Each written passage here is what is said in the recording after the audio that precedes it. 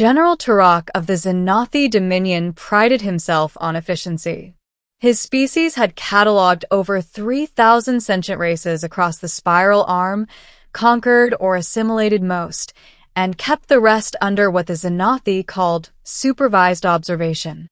The Xanathi were not cruel by nature, but they were scientists to the core, clinical, detached, and endlessly curious.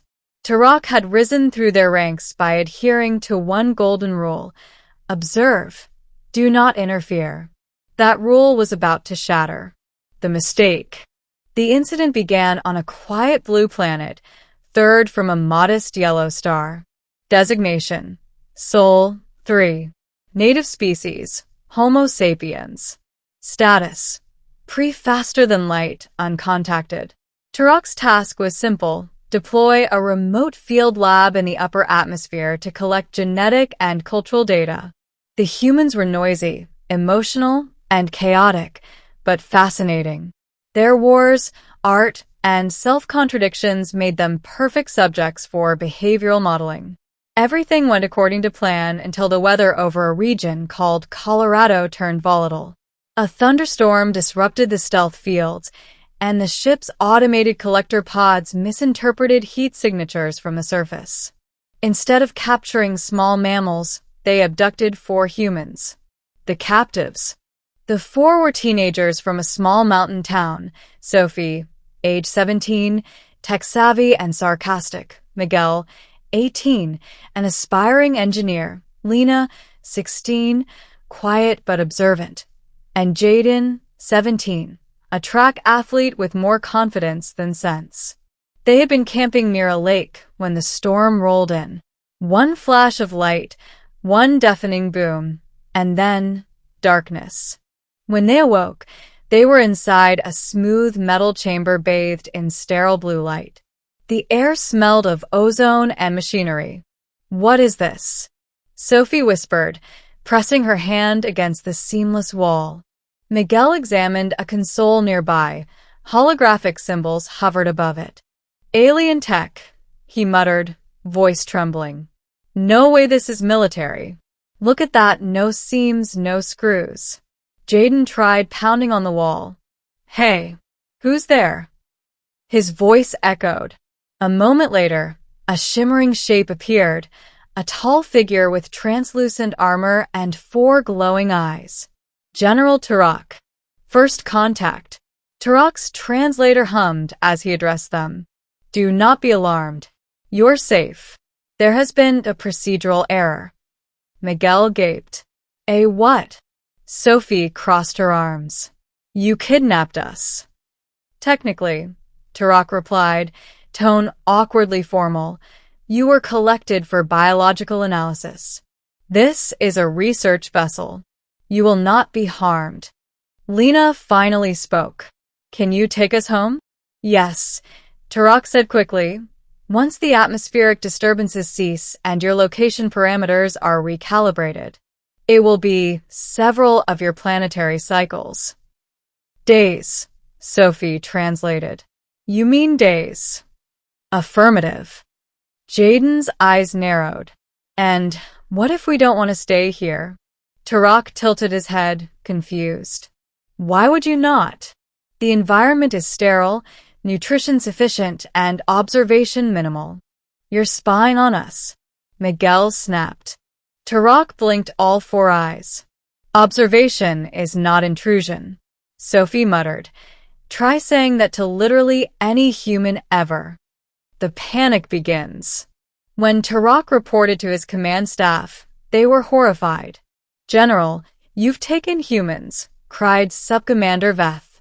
"They are level 0, a species, unaware of galactic civilization." "I am aware," Tarak said through gritted mandibles.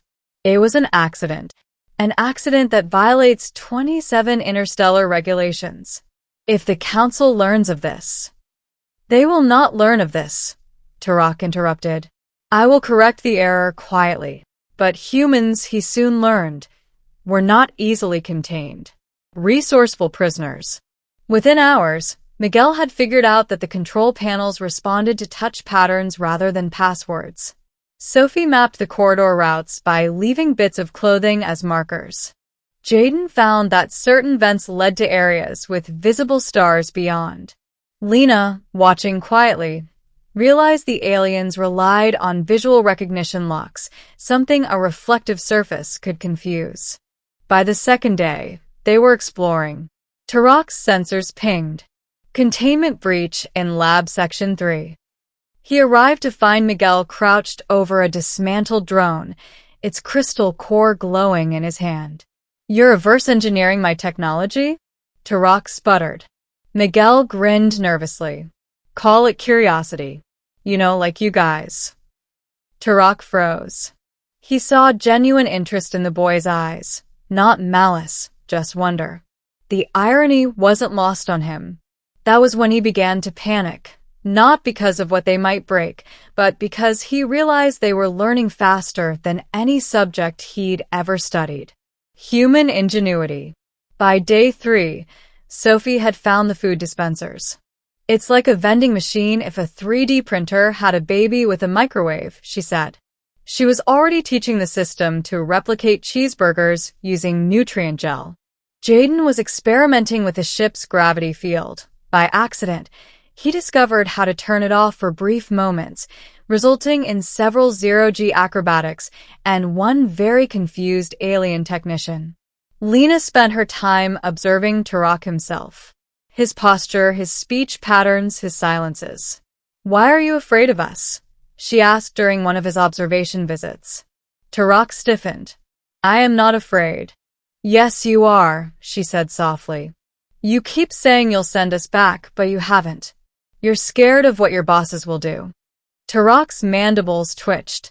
"You are perceptive for a juvenile." "Humans grow up fast," Lena replied. "The Council learns." Unfortunately, the Xanathi High Council did learn. An encrypted transmission arrived. "General Tarak, you are hereby ordered to surrender all human specimens for central processing.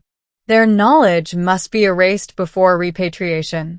Failure to comply will be considered dereliction." Tarak's claws tightened. He had studied humans for years through distant observation. He had admired their resilience, their art, their capacity for empathy despite endless conflict. And now, because of his mistake, 4 of them might have their minds wiped clean. He made a decision that no Xanathi general had ever made before. He would defy the Council. Escape plan. Tarak visited the humans again, more nervous than before. "I must return you home," he said quietly. "But to do so, I must disobey my own command." Sophie's eyes widened. "You're going rogue?" "Correct." "Assistance will be required." Miguel stepped forward. "What do you need us to do?" Tarak hesitated. "You cannot comprehend." "Try us," Jaden interrupted. "We've been figuring out your ship all week." The alien general regarded them for a long moment. "Very well." The human touch. The plan was simple but dangerous. They would reroute the ship's energy from the hyperdrive to its atmospheric thrusters, drop out of stealth orbit, and perform a low-altitude descent. Once near Earth, the humans would be teleported to the surface using an emergency pod. The complication? The Council had sent a retrieval cruiser, and it was minutes away. Miguel handled the rerouting under Tarak's supervision. Sophie monitored communications, jamming Council pings using improvised code. Lena acted as lookout through the viewport. Jaden, well, he volunteered to distract the guard drones. "Hey, Chrome Face," he yelled, sprinting through the corridor. "Catch me if you can." 3 drones pursued him, right into a storage bay, where he had looped the doors to close behind them. "Humans 1, Aliens 0, he shouted before realizing he was floating. Gravity had gone offline again. "Okay, maybe 1-1.